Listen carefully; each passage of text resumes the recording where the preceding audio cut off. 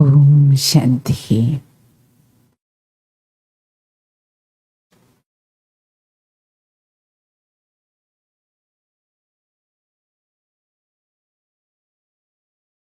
വൃത്തിയും വൈബ്രേഷനും. വൃത്തി അർത്ഥം മനോവൃത്തി. കുറച്ചും കൂടി സ്പഷ്ടതയിൽ പറയുകയാണെങ്കിൽ മനോഭാവം. മനോവൃത്തിയും വൈബ്രേഷനും. ബാബയുടെ മുരളികളിൽ ഈയിടെയായിട്ട് കുറേ കാലങ്ങൾ കൊണ്ട് നമ്മൾ വൃത്തി, വൈബ്രേഷൻ ഈ വാക്കുകൾ ആവർത്തിച്ച് കേൾക്കുന്നുണ്ടല്ലേ. വൃത്തി ശുദ്ധമായിരിക്കണം. വൃത്തിയിലൂടെ വായുമണ്ഡലം ഉണ്ടാക്കൂ. വൃത്തിയിലൂടെ വൈബ്രേഷൻ നൽകൂ.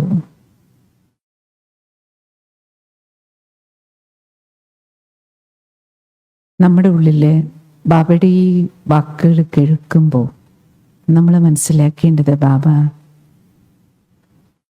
നമ്മളെ പുരുഷാർത്ഥത്തിൽ വളരെ സൂക്ഷ്മതയിലേക്ക് നയിക്കുകയാണ്. നിങ്ങൾക്ക് ഓർമ്മയുണ്ടാവും, നമ്മളൊക്കെ ജ്ഞാനത്തിൽ വന്നപ്പോൾ നമുക്ക് ചാർട്ട് എഴുതാൻ വേണ്ടിയിട്ട് 4-5 പോയിന്റ് തരുമായിരുന്നു. മധുബൻ ഡയറക്ഷൻ അനുസരിച്ച് നമ്മുടെ സെൻറ്ററിൽ നിമിത്ത സഹോദരി അല്ലെങ്കിൽ സഹോദരൻ നമുക്ക് ചാർട്ട് എഴുതാൻ തരുന്ന പോയിന്റിൽ ചെക്ക് ചെയ്യാൻ വേണ്ടിയിട്ട് നമ്മളോട് എന്തായിരുന്നു പറഞ്ഞിരുന്നത്? അമൃതവേള ചെയ്തു, ശുദ്ധന്നം സാത്വിക ഭോജനം കഴിച്ചു, ട്രാഫിക് കൺട്രോൾ ചെയ്തു, സന്ധ്യായോഗം ചെയ്തു അല്ലേ, രാത്രി ബാബയ്ക്ക് ചാർട്ട് എഴുതിയോ. ഇങ്ങനെയുള്ള 3-4-5 ചോദ്യങ്ങളാണ് നമുക്ക് ചെക്ക് ചെയ്യാൻ, നോട്ട് ചെയ്യാൻ തന്നിരുന്നത്. നമ്മളെല്ലാവരും ആ ചാർട്ടാണ് ആദ്യം എഴുതിയിരുന്നത്. പക്ഷെ ഇപ്പം നിങ്ങൾ ശ്രദ്ധിക്കുന്നുണ്ടാവും, ബാബയുടെ മുരളിയിൽ എല്ലാ ദിവസത്തെയും മുരളിയിൽ നോക്കുകയാണെങ്കിൽ ബാബ നമുക്ക് ചെക്ക് ചെയ്യുന്നതിന് വേണ്ടിയിട്ടുള്ള പോയിന്റുകൾ മുരളിയിൽ നൽകുന്നുണ്ട്. ആ പോയിന്റുകളെല്ലാം നമ്മൾ നോക്കുകയാണെങ്കിൽ വളരെ സൂക്ഷ്മമായ പോയിന്റുകളാണ് ഇപ്പോൾ നമുക്ക് ചാർട്ട് ചെക്ക് ചെയ്യാൻ തരുന്നത് അല്ലേ. ബാബ ഇടയ്ക്കിടയ്ക്ക് ചോദിക്കാറില്ലേ, ഇന്നത്തെ ദിവസം ആർക്കെങ്കിലും ദുഃഖം കൊടുത്തു അല്ലേ, എന്നിൽ എത്രത്തോളം ആത്മീയതയുടെ സുഗന്ധമുണ്ടായിരുന്നു. വളരെ സൂക്ഷ്മത്തിലേക്ക് സൂക്ഷ്മത്തിലേക്ക് സൂക്ഷ്മത്തിലേക്ക് ഇപ്പോഴത്തെ ബാബയുടെ വീണ്ടും സൂക്ഷ്മതയിലേക്ക് നമ്മളെ കൊണ്ടുപോവുകയാണ്. സകാശ് നൽകൂ, വൃത്തിയിലൂടെ വൈബ്രേഷൻ ഉണ്ടാക്കൂ. വൈബ്രേഷൻ കൊടുക്കുന്ന അല്ലെങ്കിൽ സകാശ് കൊടുക്കുന്ന സേവനം ചെയ്യൂ. സോ ബാബ നമ്മളെ കൂടുതൽ കൂടുതൽ സൂക്ഷ്മതയിലേക്ക് കൊണ്ടുപോവാ. കാരണം ഭഗവാനും സൂക്ഷ്മതയിൽ പോയി കഴിഞ്ഞു അല്ലേ. പണ്ട് നിങ്ങൾക്ക് ഓർമ്മ ഉണ്ടാവും, 1936 മുതൽ 69 വരെ ബ്രഹ്മബാബ സകാര ബാബ ഉണ്ടായിരുന്നു. ബ്രഹ്മബാബയിലെ ശിവബാബ അവതരിക്കുകയാണ്. സോ സാകാര രഥത്തില് പരമാത്മാവ് വന്ന് നേരിട്ട് ബ്രഹ്മബാബയുടെ മുഖകമലത്തിലൂടെ മുരളി കേട്ടു നമ്മുടെ ദാദിമാര്, നമ്മുടെ ദീദിമാര്. ബ്രഹ്മബാബയുടെ ആ കണ്ണുകളിലൂടെ പരമാത്മാവിൻ്റെ ദൃഷ്ടി, ഈശ്വരൻ്റെ ദൃഷ്ടി അവർക്ക് കിട്ടി. പരമാത്മാവിൻ്റെ പാലന എന്താണ്? പരമാത്മാവിൻ്റെ ശക്തി എന്താണ്? പരമാത്മാവിൻ്റെ വരദാനങ്ങളെല്ലാം അവർ നേരിട്ട് സ്ഥൂലമായും അവർക്ക് ഫീൽ ചെയ്തിരുന്നു. എൻ്റെ ദാദിമാര് എപ്പോഴും ബാബ എന്ന് പറയുമ്പോൾ അവർക്ക് ശിവബാബ, ബ്രഹ്മബാബ ആ വ്യത്യാസമില്ല. ഇപ്പം നമ്മൾ ശിവബാബ, ബ്രഹ്മബാബ എന്നെല്ലാം വേറെ പറയും. പക്ഷെ നമ്മുടെ ദാദിമാരെപ്പോഴും ഒറ്റ വാക്കേ പറയുള്ളൂ. അവർക്ക് ശിവബാബയും ബ്രഹ്മബാബയും രണ്ടില്ല.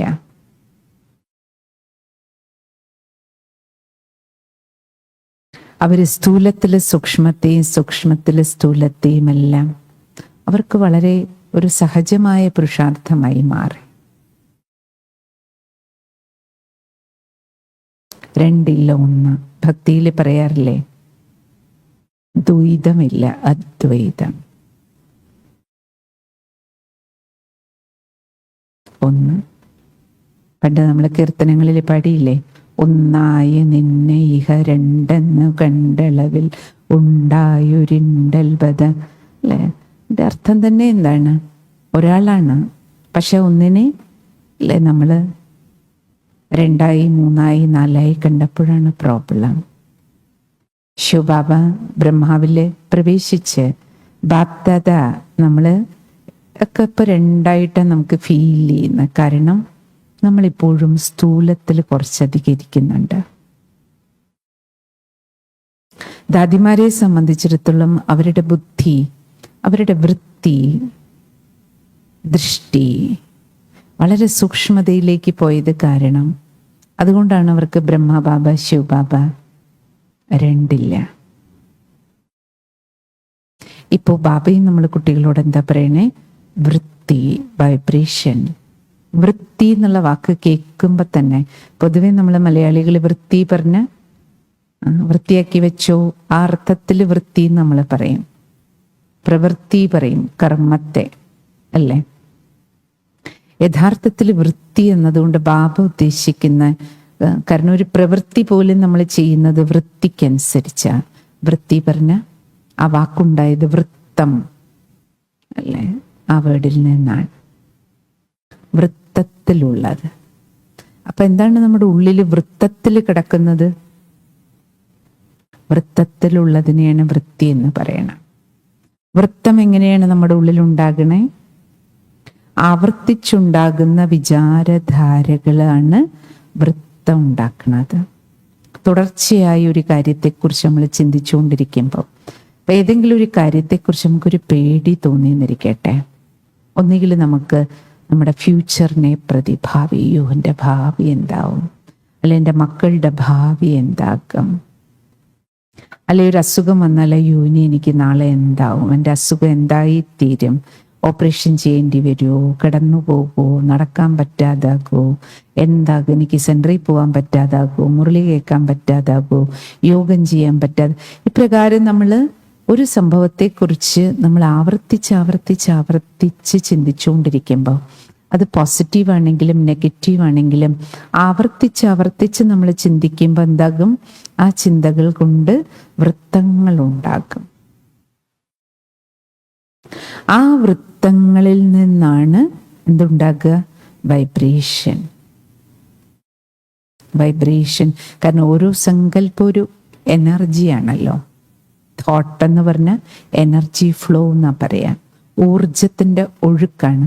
നമ്മൾ എന്ത് ചിന്തിക്കുമ്പോഴും ഒരു ഊർജം പ്രവഹിക്കുന്നുണ്ട്. ശുഭം ചിന്തിക്കുമ്പോൾ ശുഭമായ ഊർജം ഒഴുകും, അശുഭം ചിന്തിക്കുമ്പോൾ അശുഭമായ ഊർജം ഒഴുകും. ആ ഊർജം ഉണ്ടാക്കുന്ന തരംഗങ്ങള്, പ്രകമ്പനങ്ങള്, അതിനെയാണ് നമ്മൾ വൈബ്രേഷൻ എന്ന് പറയുന്നത്, പ്രകമ്പനം. അപ്പോൾ നിരന്തരം എൻ്റെ ഉള്ളിൽ രാവിലെ മുതൽ വൈകുന്നവരെ ഞാൻ ആവർത്തിച്ച് എന്തിനെക്കുറിച്ചാണോ ചിന്തിക്കുന്നത്, ആ എന്തിനെക്കുറിച്ച് ചിന്തിക്കുന്നോ ആ ചിന്തകൾ ശുഭമാണോ അശുഭമാണോ, സമർത്ഥമാണോ വ്യർത്ഥമാണോ, നല്ലതാണോ ചീത്തയായിട്ടുള്ളതാണ്, വേണ്ടതാണോ വേണ്ടാത്തതാണോ, അതിനനുസരിച്ചാണ് ഇവിടെ വൃത്തം ഉണ്ടാക്കുന്നത് ആണല്ലോ. അതുകൊണ്ടാണ് പറയുന്ന ബാബ മനോവൃത്തി, ചിത്തവൃത്തി എന്ന് പറയുന്നത്. ഉള്ള് ശുദ്ധമാക്കി വെക്കൂ. ഈ വൃത്തങ്ങൾ വൃത്തിയായിരിക്കണം. ഈ വൃത്തം എങ്ങനെ ഉണ്ടാകണേ? വിചാരങ്ങൾ കൊണ്ട്.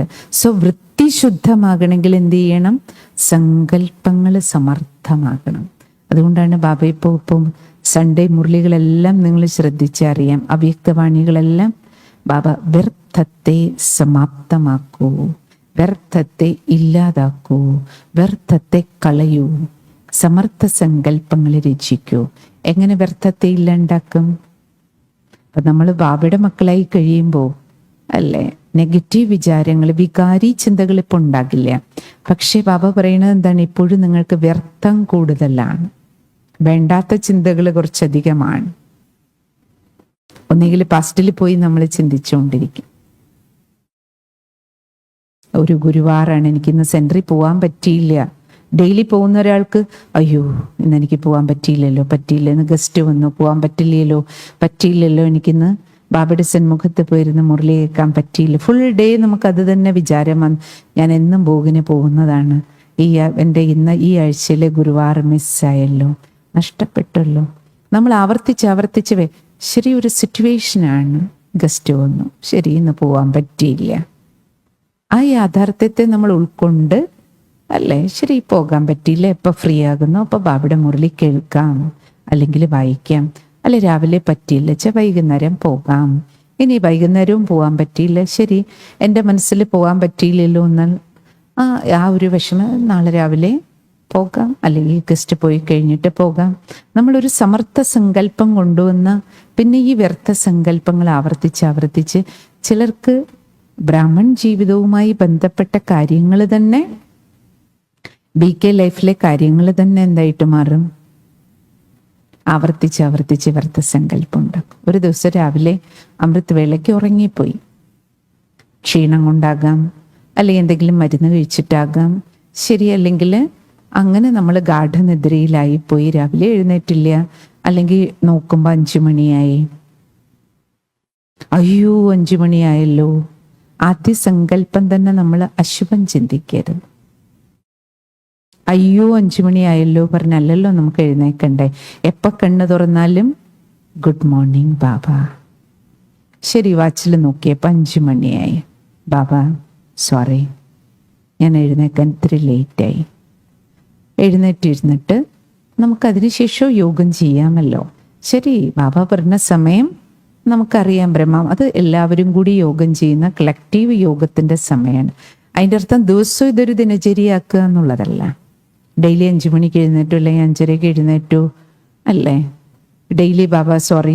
അപ്പം അതൊരു സംസ്കാരമായിട്ട് മാറും, അത് ചിത്തവൃത്തിയിൽ പതിയും. അങ്ങനെയല്ല. പക്ഷെ നമുക്ക് ജീവിതത്തിൽ ഓരോ ദിവസവും അത് ഏത് തരത്തിലുള്ള സാഹചര്യങ്ങൾ ജീവിതത്തിൽ വരുമ്പോഴും നമ്മുടെ ഉള്ളിൽ ആ സംഭവങ്ങൾ, വ്യക്തികൾ, അല്ലെങ്കിൽ കാര്യങ്ങൾ, ഡ്രാമയിൽ ഓരോ ദിവസവും നമ്മുടെ ഓരോരുത്തരുടെയും ഡ്രാമയിലെ പാർട്ട് നമുക്ക് അഭിനയിക്കേണ്ടി വരുന്ന ഓരോ ദൃശ്യങ്ങൾ, കാണേണ്ടി വരുന്ന ദൃശ്യം, അഭിനയിക്കേണ്ടി വരുന്ന അഭിനയ ഭാഗങ്ങൾ, എല്ലാത്തിലും ചില കയറ്റിറക്കങ്ങൾ ഉണ്ടാകാം. നമുക്കറിയില്ലല്ലോ, അന്നത്തെ നാടകം അന്നത്തെ ദിവസം അനാവരണം ചെയ്യുമ്പോഴല്ലേ അറിയുന്നുള്ളൂ. പക്ഷേ ബാബ എന്താ പറയണേ? നമ്മുടെ ചിത്തം, വൃത്തം, നല്ല വൃത്തങ്ങൾ വരച്ചുകൊണ്ടിരിക്കുക, നല്ല വൃത്തം വരയ്ക്കുക, പൂർണ്ണവൃത്തം വരയ്ക്കുക. പൂർണ്ണവൃത്തം വരയ്ക്കണമെങ്കിൽ എന്ത് ചെയ്യണം? അല്ലെ, നമ്മൾ സാധാരണ വൃത്തം വരയ്ക്കുമ്പോൾ നിങ്ങൾക്ക് ഓർമ്മയുണ്ടാവും, നോട്ട്ബുക്കിലൊക്കെ നമ്മൾ കണക്കിലൊക്കെ വൃത്തം വരയ്ക്കുമ്പോൾ എന്താ ചെയ്യുക? കോമ്പസ് ഉപയോഗിച്ച് ആദ്യം നടുക്ക് നമ്മളൊരു പോയിന്റ് ഇട്ടിട്ട് ആ പോയിന്റിൽ കോമ്പസ് വെച്ചിട്ട്, പെൻസിൽ വെച്ചിട്ട് ആ കോമ്പസ് ആ പോയിന്റിൽ, സെൻട്രൽ പോയിന്റിൽ കേന്ദ്രീകരിച്ചിട്ടാണ് വൃത്തം കംപ്ലീറ്റ് ചെയ്യണത് അല്ലേ. അതേപോലെ ബാബ എന്താ പറയണേ?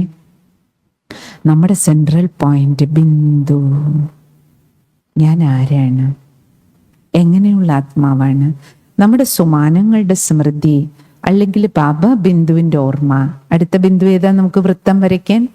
3 ബിന്ദുക്കൾ ബാബ തന്നിട്ടുണ്ട് അല്ലെ. ഒന്നുകിൽ സുമാനത്തിന്റെ സ്മൃതി, അല്ലെങ്കിൽ ബാബ എന്നുള്ള സ്മൃതി, അല്ലെങ്കിൽ ഡ്രാമയിലെ ഏതെങ്കിലും ജ്ഞാന ബിന്ദുവിൽ കേന്ദ്രീകരിച്ചുകൊണ്ട് വേണം നമ്മുടെ വിചാരധാര ഒഴുകാൻ. അപ്പം നമ്മുടെ വൃത്തം എന്തായിരിക്കും? കംപ്ലീറ്റ് വൃത്തമായിരിക്കും, കറക്റ്റ് റൗണ്ടുകളായിരിക്കും. എന്ന് പറഞ്ഞാൽ എന്താ അർത്ഥം? വൃത്തി ശുദ്ധമായിരിക്കും, ശുഭമായിരിക്കും. കാരണം സങ്കല്പങ്ങൾ ശുദ്ധവും ശുഭവും ശ്രേഷ്ഠവും ശക്തിശാലിയുമാണെങ്കിലേ വൃത്തി ക്ലിയർ ആയിരിക്കുള്ളൂ. അപ്പൊ വൃത്തി ശുദ്ധമാണെങ്കിൽ എന്ത് സംഭവിക്കും? ഓട്ടോമാറ്റിക്കലി വൈബ്രേഷൻ പവർഫുൾ ആയിരിക്കും. വൈബ്രേഷൻ നമ്മുടെ ഉള്ളിൽ നിന്ന് ഒഴുകുന്നത് പോസിറ്റീവ് ആണെങ്കിൽ, പ്യുവർ ആണെങ്കിൽ, പവർഫുൾ ആണെങ്കിൽ, വൈബ്രേഷൻ അനുസരിച്ചാണ്. ആ വൈബ്രേഷനാണ് നമുക്ക് ചുറ്റും ഒരു ഓറ ഉണ്ടാക്കുന്നത്. അതുകൊണ്ട് ബാബ പറയില്ലേ, നിങ്ങളുടെ രോഗങ്ങൾ, അസുഖങ്ങളും സുഖങ്ങളും ഈ വൃത്തിക്കും വൈബ്രേഷനും അനുസരിച്ചാണ്. അതുകൊണ്ട് എത്രത്തോളം വൃത്തി, വൈബ്രേഷൻ നമ്മുടെ ശുഭമാണോ, ദാദി ജാനകിജി എപ്പോഴും പറയുമായിരുന്നു, ഗ്രേറ്റ് ഫീലിങ്സിലിരിക്കണം. നമ്മുടെ ഫീലിങ്സുകൾ എപ്പോഴും ശ്രേഷ്ഠമായിരിക്കണം. ചിലർ വീട്ടിലിരുന്ന്, അവരെന്നോട് മിണ്ടിയില്ല, അവരെന്നെ നോക്കി ചിരിച്ചില്ല, മോൻ എന്നോട് ഒന്നും പറഞ്ഞില്ല, അവരെവിടെയാ പോയേന്ന് പറഞ്ഞില്ല, അവർ വന്നതറിഞ്ഞില്ല. പ്രത്യേകിച്ചും പ്രായമാകുമ്പോഴുണ്ടാകുന്ന ഒരു കുഴപ്പം എന്താണ്, നമ്മൾ പൊതുവെ കാര്യവ്യവഹാരങ്ങളിൽ നിന്ന് കുറച്ചൊക്കെ വിഡ്രോ ആയിട്ടുണ്ടാവും. ഒരു പക്ഷേ നമ്മുടെ ഏജ് കാരണം അല്ലെങ്കിൽ ശാരീരിക വീക്ക്നെസ് കാരണം അനേക കാര്യങ്ങളിൽ നിന്ന് വിഡ്രോ ചെയ്യും. പക്ഷെ മിക്കവാറും ആൾക്കാർ, നിങ്ങൾക്ക് ഓർമ്മയുണ്ടാവും, അറിയുന്നുണ്ടാവും, പ്രായമായവർ വീടുകളിൽ അവരുടെ ഉള്ളിലും ഒരു നിരാശ അല്ലെങ്കിൽ ദേഷ്യം, അല്ലെങ്കിൽ കൂടെയുള്ളവരെ പ്രതി, മക്കളെ പ്രതി, പേരമക്കളെ പ്രതി, മരുമക്കളെ പ്രതിയൊക്കെ എപ്പോഴും എന്താ ഉണ്ടാകണേ, ഇവരെന്നോട് പറഞ്ഞില്ല, ഇവർ പറയാതെ പോയത് ഞാൻ അറിഞ്ഞില്ല. നമ്മൾ എന്തിനാണ് ഇതിനെക്കുറിച്ച് ചിന്തിക്കുന്നത്? പറയണമെങ്കിൽ പറയട്ടെ, എനിക്ക് അറിയണം എന്നുള്ള ആഗ്രഹം കൊണ്ടാണ് പറഞ്ഞില്ല എന്നുള്ളൊരു പരാതി നമുക്ക് വരണം. നമ്മൾ നമ്മുടെ സങ്കല്പങ്ങളെ ഇനി എന്തിനാണ് വിസ്താരത്തിൽ കൊണ്ടുപോകണേ? പ്രത്യേകിച്ച് നമ്മളൊരു BK എന്ന രീതിയിൽ നോക്കിയാൽ എത്ര വിവരങ്ങൾ, ഇൻഫർമേഷൻ. ചിലർ പറയും, എനിക്ക് ഈ വീട്ടിൽ നടക്കുന്ന ഒന്നും അറിയുന്നില്ല, എന്നെ ആരും ഒന്നും അറിയിക്കുന്നില്ല. എന്തിനാ നമ്മൾ അറിയണേ? അറിഞ്ഞിട്ട് നമ്മൾ എന്താ ചെയ്യാൻ പോണേ? ആലോചിക്കുക. നമുക്കറിയേണ്ട കാര്യങ്ങളാണെങ്കിൽ നമ്മുടെ അടുത്ത് വരും. നമുക്ക് അറിയേണ്ടതല്ല അത്രയും നല്ലത്, എത്ര ഇൻഫർമേഷൻ ഉള്ളിൽ പോകുന്നു, അതിനെക്കുറിച്ചൊക്കെ നമ്മൾ ചിന്തിച്ചുകൊണ്ടിരിക്കില്ലേ? അപ്പൊ ബാബ എന്താ പറയണേ? നിങ്ങളുടെ ചിത്തവൃത്തി ക്ലീൻ ആകാനുള്ള ഇൻഫർമേഷനാണ് ബാബയുടെ രാവിലത്തെ 4 പേജ് മുരളി. അതിലുള്ള വിവരങ്ങളാണ് നമുക്കറിയേണ്ടത്. കാരണം ബാബയുടെ 4 പേജ് മുരളിയിൽ കിട്ടുന്ന വിവരങ്ങളാണ് നമുക്ക് വിവേകം നൽകുന്നത്, ഊർജം നൽകുന്നത്, നമ്മുടെ ചിത്തവൃത്തികളെ ശുദ്ധവും ശുഭവും ശ്രേഷ്ഠവുമാക്കി മാറ്റുന്നത്. അപ്പോഴേ നമുക്ക് ചുറ്റുമുള്ള വൈബ്രേഷൻ ക്ലിയർ ആയിട്ടുള്ളൊരു ഓറ നമുക്കുണ്ടാകുള്ളൂ. ചിത്തത്തില്, വൃത്തിയില്, വൃത്തങ്ങൾ അശുദ്ധമാണെങ്കിൽ, വൃത്തിക്കുള്ളിൽ വൃത്തിയില്ല എന്നുണ്ടെങ്കിൽ, ക്ലീൻ അല്ലെങ്കിൽ നമ്മുടെ വൈബ്രേഷനും ലോ വൈബ്രേഷൻ ആയിരിക്കും. അപ്പോഴാണ് പൊതുവെ നമ്മൾ പറയില്ലേ, ആർക്കാണോ പ്രതിരോധ ശക്തി കുറച്ച് കുറവ്, ശരീരത്തിൽ നോക്കിക്കഴിഞ്ഞാലും ഇമ്മ്യൂണിറ്റി പവർ കുറവാണെങ്കിൽ അവർക്ക് മഴക്കാല സമയത്ത് മഴക്കാല രോഗം പെട്ടെന്ന് വരും, വെയിലുകാലത്ത് ചൂടുകാല രോഗങ്ങൾ കൂടുതൽ വരും, മഞ്ഞുകാലമാകുമ്പോൾ ആ രോഗങ്ങൾ പെട്ടെന്ന് ബാധിക്കുക. അപ്പൊ ഡോക്ടർ എന്ത് പറയും? ശരീരത്തിൽ ഇമ്മ്യൂണിറ്റി പവർ ഇല്ല, പ്രതിരോധ ശക്തി ഇല്ല.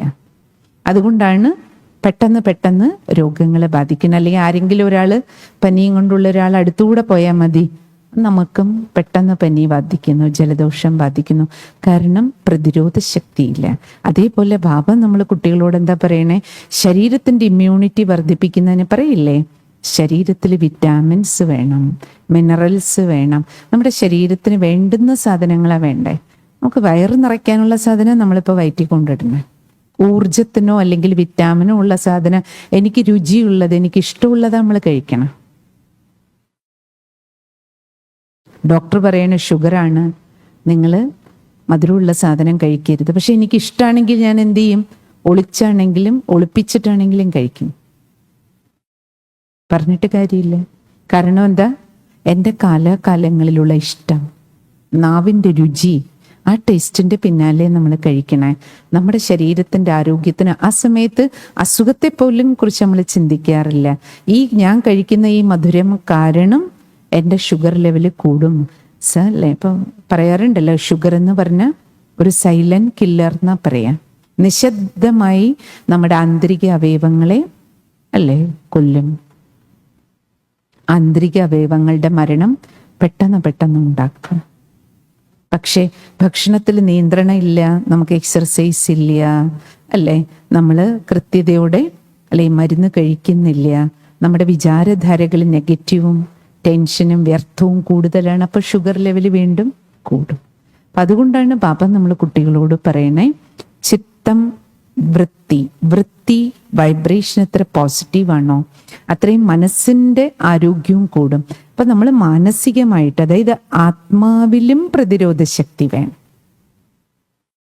ശരീരത്തിന് മാത്രം പ്രതിരോധ ശക്തി, ഇമ്മ്യൂണിറ്റി പവർ പോരാ. ആത്മബലമാണ് ഏറ്റവും വലിയ ബലം അല്ലെങ്കിൽ ശക്തി. അപ്പൊ ആത്മാവിന്റെ ഇമ്മ്യൂണിറ്റി പവർ എന്താണ്? ആ ഇമ്മ്യൂണിറ്റി പവറാണ് ബാബ പറയണേ വൃത്തി, വൈബ്രേഷൻ ശുദ്ധവും ശുഭവും ശ്രേഷ്ഠവും ശക്തിശാലിയുമായിരിക്കും. ശുദ്ധം, ശുഭം, ശ്രേഷ്ഠം, ശക്തിശാലി. അപ്പൊ ഈ 4 കാര്യങ്ങളിൽ നമ്മൾ ശ്രദ്ധ വെച്ചാൽ മാത്രമേ നമ്മുടെ ഓറ, നമുക്ക് ചുറ്റുമുള്ള ഊർജ വലയം, ഓറാർത്ഥം ഊർജം, കാരണം ഞാൻ എന്ത് ചിന്തിക്കുന്നു അതിനനുസരിച്ചുള്ള ഊർജമാണ് എനിക്ക് ചുറ്റും ഒഴുകണം, അല്ലെ. ഒരു ദിവസത്തിൽ രാവിലെ മുതൽ ഏത് കാര്യങ്ങളെ പ്രതിയും എൻ്റെ ഉള്ളില് ശുഭവും ശ്രേഷ്ഠവും ശുദ്ധവും ശക്തിശാലിയുമായ വിചാരധാര ഒഴുകുകയാണെങ്കിൽ നമുക്ക് ചുറ്റുമുള്ള വൈബ്രേഷൻ പോസിറ്റീവായിരിക്കും. നമ്മൾ പറയില്ലേ, ചില ആൾക്കാരെ കാണുമ്പോൾ എനിക്ക് ശക്തി കിട്ടി, ഊർജം കിട്ടി, എനിക്ക് അവരെ ഒന്ന് കണ്ടാൽ മതി, അവരുടെ സാന്നിധ്യം മതി, അവരെന്നോടൊന്നും മിണ്ടിയില്ലേലും കുഴപ്പമില്ല, എന്നെ നോക്കി ഒന്ന് ചിരിച്ചാൽ മതി, അപ്പം എനിക്ക് ഇത്രയും ശക്തി കിട്ടുന്നുണ്ട്, ഊർജം കിട്ടുന്നുണ്ട്. എന്താ കാരണം? അവർക്ക് ചുറ്റുമുള്ള ഓറ, അവരുണ്ടാക്കിയിരിക്കുന്ന ഓറ അത്രയും ശുദ്ധവും ശുഭവും ശ്രേഷ്ഠവും ശക്തിശാലിയുമാണ്. അർത്ഥം അവരുടെ ചിത്തവൃത്തി ക്ലിയർ ആണ്. അതുകൊണ്ടാണ് അവരുടെ അടുത്ത് നമുക്ക് ആ വൈബ്രേഷൻ കിട്ടണം.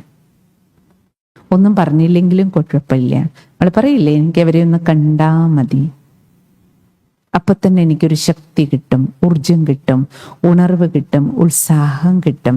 അപ്പൊ നമ്മുടെ ഉള്ളിൽ നിന്ന് എപ്പോഴും അല്ലെ പോസിറ്റീവായിട്ടുള്ള വിചാരധാര ഒഴുക്കുക എന്നുള്ളതാണ് ഏറ്റവും പ്രധാനപ്പെട്ട കാര്യം. അതിനാണ് ബാബ പറയണേ വൃത്തിയുടെ കേന്ദ്രബിന്ദു ഏതായിരിക്കണം? ബിന്ദു. ഞാനും ഒരു ബിന്ദുവാണ്. അതുകൊണ്ടാണ് ബാബ എപ്പോഴും പറയണേ അശരീരിയാക്കാനുള്ള അഭ്യാസം നിരന്തരം ചെയ്യും. അതാണ് നമ്മുടെ കേന്ദ്രബിന്ദു. കോമ്പസ് ഇവിടെയാണ് നമുക്ക് ഉറപ്പിക്കേണ്ടത്. അതിൽ നിന്നുകൊണ്ടാണ് നമ്മുടെ വൃത്തി ഉണ്ടാകുന്നത്, വൃത്തം വരയ്ക്കുന്നത്. അതായത് നമ്മുടെ ഉള്ളിൻ്റെ ഉള്ളില് നമ്മൾ ഈ കൊട്ടത്തേങ്ങയുടെ അവസ്ഥ കണ്ടിട്ടില്ലേ? തേങ്ങ എടുത്ത് നമ്മൾ കുലുക്കി നോക്കുമ്പോൾ അകത്ത് തേങ്ങ കിടന്ന് കുലുങ്ങുകയാണെങ്കിൽ അല്ലെ, തേങ്ങയുടെ വെള്ളം കുലുങ്ങുന്ന കാര്യമല്ല പറയണേ. കൊട്ടത്തേങ്ങയാണെങ്കിൽ നമ്മൾ കുലുക്കി നോക്കുമ്പോൾ അല്ലേ അതിൻ്റെ ഉള്ളിൽ ഒരു ശബ്ദം ഉണ്ടാവും. അപ്പം നമ്മൾ എന്തു പറയും? ആ, ഇത് തേങ്ങ കൊട്ടത്തേങ്ങയാണ്. അപ്പം നമ്മൾ ആ കൊട്ടത്തേങ്ങയുടെ ആവശ്യത്തിന് വേണ്ടി അത് മാറ്റിവെക്കും. കൊട്ടത്തേങ്ങയുടെ പ്രത്യേകത എന്താ? തേങ്ങ അതിൻ്റെ ഉള്ളിലുണ്ട്, പക്ഷെ വെള്ളം വറ്റിയത് കാരണം തേങ്ങ വെള്ളം വറ്റി വറ്റി വറ്റി വറ്റി വറ്റി അവസാനം തേങ്ങയുടെ കാമ്പ് അല്ലെ ചിരട്ടയിൽ നിന്നും കൂടി വേർപെട്ടു. ചിരട്ടയിൽ നിന്ന് വേർപെട്ടു, താനേ വേർപെട്ടു. ബാക്കി തേങ്ങ ചിരകിയെടുക്കാൻ നമ്മൾ തേങ്ങയെ അല്ലെ നാളികേരം പൊട്ടിച്ച് ചിരകി തേങ്ങയെ വേർപെടുത്താണ് ചെയ്യുക, എന്നിട്ട് തേങ്ങ എടുക്കുക ചെയ്യുക അല്ലേ. പക്ഷെ കൊട്ടത്തേങ്ങയിൽ എന്താ സംഭവിക്കണേ? നാച്ചുറലായിട്ട് അല്ല, അതിൻ്റെ ഉള്ളിലെ തേങ്ങ ചിരട്ടയിൽ നിന്ന് വേർപെട്ടിരിക്കുകയാണ്. അതേപോലെ ബാബ എന്താ പറയണേ? ഈ ശരീരം, ഇത്രയും വലിയ ശരീരത്തിൻ്റെ ഉള്ളില് ആത്മാവ്, ഈ ശ്രീകോവിലിൻ്റെ ഉള്ളില്, ഭ്രൂമധ്യത്തിൻ്റെ ഉള്ളില്, ഇതിൻ്റെ ഉള്ളിലാണ് കാമ്പ്, ആത്മാവാകുന്ന അല്ലേ. ഈ ആത്മാവാകുന്ന ഈ വെളുത്ത ജ്യോതി പ്രകാശം, ഞാനൊരു വെളുത്ത ലൈറ്റാണ്, ഞാനൊരു പ്രകാശമാണ്, ഞാൻ വേറെ, ദേഹം വേറെ.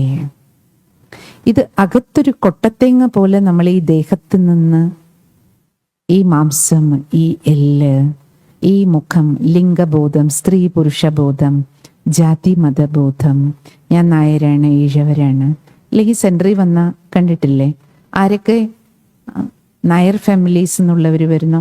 ആ, ഞങ്ങളെല്ലാവരും നായന്മാരാ. അവർ മാത്രമേ ഒരു ഗ്രൂപ്പ്, അവർ തമ്മിലേ സംസാരിക്കുള്ളൂ. അല്ല ബ്രാഹ്മിൺസ് ആരൊക്കെ സെൻറ്ററിൽ വരുന്നോ, ഞങ്ങളൊക്കെ ബ്രാഹ്മിൺസാണ്, ലൗകികത്തിലും ബ്രാഹ്മിൺസാണ്, അവർ തമ്മിലേ സംസാരിക്കുള്ളൂ, ബാക്കി എല്ലാവരെയും കുറച്ചുകൂടെ താഴ്ന്നതായിട്ട് കാണുന്നു. ബാബ പറയില്ല, ഇതൊന്നും ആത്മഭാവത്തിൻ്റെ ലക്ഷണങ്ങളല്ല. ആത്മഭാവ അശരീരി സ്ഥിതി നമുക്കുണ്ടായിക്കഴിഞ്ഞാൽ നമ്മുടെ വൃത്തി ദൃഷ്ടി എന്തായിരിക്കും? സർവരെ പ്രതിയും ആത്മഭാവം. അവിടെ ജാതി മതം സ്ത്രീ പുരുഷ ഭേദങ്ങൾക്കെല്ലാം അപ്പുറം. ബാബ പറയില്ലേ, ബാബ കൊച്ചുകുട്ടികളെ പോലും കണ്ടിരുന്നത് ആത്മഭാവത്തിലാണ്. ഉൾസാർ ദാദി പറയായിരുന്നു, ഞങ്ങൾ വളരെ ചെറിയ കുട്ടികളായിരിക്കുമ്പോൾ 8 വയസ്സിലാണ് ദാദി ബാബയുടെ ബോർഡിംഗ് സ്കൂളിൽ ഓംനിവാസിൽ ചേരുന്നത്. ആ സമയത്ത് ബാബ വന്ന് വിളിച്ചിരുന്നത് കുട്ടികളെ വിശ്വമംഗളക്കാരി കുട്ടികളെ എന്നാണ്. അപ്പൊ ദാദി പറയാണ്, ബാബ എന്ന് വിശ്വമംഗളക്കാരി എന്ന് വിളിക്കുമ്പോൾ ആ വാക്കിന്റെ വിശ്വം എന്ന് പറഞ്ഞാൽ പോലും എന്താന്ന് ഞങ്ങൾക്ക് അറിയില്ല, കാരണം ഗ്ലോബിന്റെ ചിത്രം പോലും കണ്ടിട്ടില്ല. പക്ഷെ ഭഗവാൻ അന്നേ വിളിക്കുമായിരുന്നു വിശ്വമംഗളക്കാരി. ബാബ നോക്കുക, ആ കൊച്ചു കുട്ടികളെ അത്ര ഉയർന്ന ഭാവനയിലാണ് കണ്ടത്. കാരണം ബാബയുടെ ചിത്തവൃത്തികൾക്കുള്ളിൽ എന്തായിരുന്നു? ഈ ആത്മാക്കള് പരമാത്മാവിന്റെ കുട്ടികളാണ്, ഇവര് വളർന്ന് വലുതായി നാളെ വിശ്വത്തിന്റെ മംഗളം ചെയ്യും. അത്ര കാരണം ചിത്തം വൃത്തി ക്ലിയർ ആയി കഴിയുമ്പോൾ ശുഭഭാവം ശുഭാവന സർവരെ പ്രതിയും. അതാണ് ലക്ഷണം. ചിത്തവൃത്തി ക്ലിയർ ആയതിൻ്റെ ലക്ഷണം എന്താണ്? സദാ സർവരെ പ്രതിയും നമുക്ക് ശുഭഭാവവും ശുഭഭാവനയും നാച്ചുറലായിട്ട് വരും. ഒരമംഗളം സംഭവം കണ്ടാലും അതിനെ സെക്കൻഡിൽ അതിൻ്റെ മംഗളഭാവത്തിലേക്ക് വരും.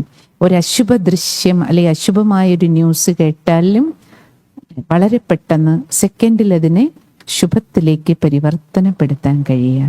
ഒരു നെഗറ്റീവ് ദൃശ്യം കണ്ണിൽ പെട്ടാലും അതിൻ്റെയും പോസിറ്റിവിറ്റി കാണാൻ നമുക്ക്, പോസിറ്റീവിലേക്ക് പരിവർത്തനപ്പെടുത്താൻ നമുക്ക് സെക്കൻഡ് കൊണ്ട് കഴിയുക. ഇതിനെയാണ് ബാബ എന്ത് പറയുക? ശുഭഭാവം ശുഭഭാവന, ശുഭചിന്തകരാക്കുക, ശുഭചിന്തനം ചെയ്യുക. അപ്പൊ ഇതൊക്കെ നമ്മുടെ ചിത്തവൃത്തി അല്ലേ, വൃത്തി ദൃഷ്ടി ഇതെല്ലാം തമ്മിൽ കണക്റ്റഡ് ആണ്.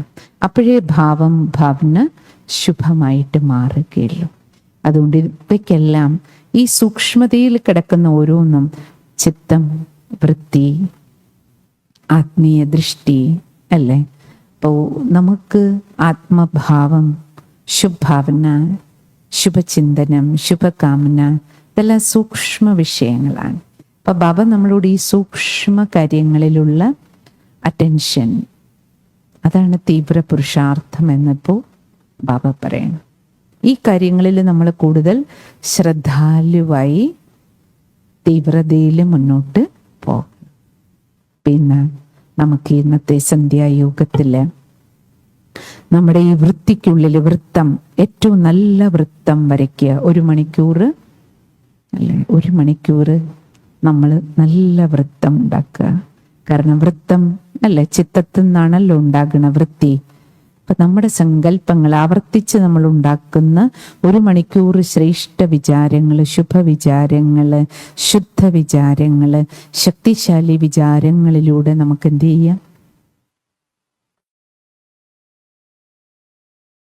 ശ്രേഷ്ഠ വൃത്തി മനോഭാവം, അതിൽ നിന്ന് ശുഭമായ വൈബ്രേഷൻ ഉണ്ടാക്കി ബാബ ആഗ്രഹിക്കുന്ന വൈബ്രേഷനിലൂടെ വായുമണ്ഡലം അന്തരീക്ഷത്തില് പരിവർത്തനം ഉണ്ടാക്കുക. അതാണ് ഇപ്പോൾ ബാബ നമുക്ക് തന്നിരിക്കുന്ന സേവ. വൃത്തിയിലൂടെ വൈബ്രേഷനിലൂടെ വായുമണ്ഡലം പരിവർത്തനപ്പെടുത്തുക. ഓം ശാന്തി.